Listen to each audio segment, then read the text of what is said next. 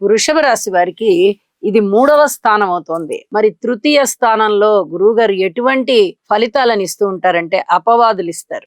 దూర ప్రాంత ప్రయాణాలు అవి మిస్ అయిపోయి దగ్గర ప్రాంత ప్రయాణాలు ఎక్కువవుతూ ఉంటాయి. వ్యయ ప్రయాసలు ఎక్కువవుతూ ఉంటాయి. అన్నదమ్ములు ఎవరు సహకరించరు, బంధుమిత్రులు ఎవరు సహకరించరు, మానసికమైనటువంటి చింత ఏర్పడుతుంది. ఒక దౌర్బల్యం అంటాం మనం, మనోదౌర్బల్యం.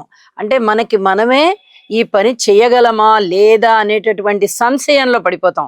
అలాంటి పరిస్థితి ఉండేటటువంటి అవకాశము, మనోబలం తగ్గేటటువంటి అవకాశము, ఒక పిరికితనం ఆవహించేటటువంటి అవకాశము, పెద్దలని ధిక్కరించాలి అనేటటువంటి లక్షణము, పెద్దల పట్ల ఎక్కడా కూడా సామరస్య ధోరణితో వ్యవహరించని విధంగా గురువు గారి యొక్క దృష్టి అంతగా లేనివారు, గురువు యొక్క బలము లేనివారు, ఇలా తృతీయ స్థానంలో గురువు సంచరిస్తూ ఉన్న వారికి పెద్దల మీద అంత సదభిప్రాయం ఏర్పడదు. ఇది కూడా ఒక విధమైన పాపంగానే మనం పరిగణించాలి.